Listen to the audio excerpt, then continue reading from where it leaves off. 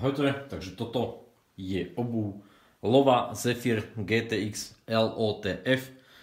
Celý názov je prakticky skoro jedna veľká skratka.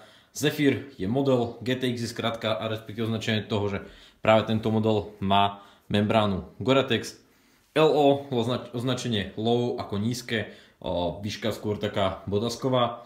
ATF je označenie Task Force, tieto panky, respektíve celá tá obuv je určená ako armádna, respektíve vojenská. Vo vnútri vidíme Gore-Tex membránu, myslím si, že dostatočne zabraňuje vstupu alebo preniku nejakého vlhka, podrážka Lova Cross. Materiál na výrobu je Cordura Plus, brúsená koža hrubá 1,3 až 1,5 mm, je to semiš. Obuv vyzerá veľmi dobre, masívne.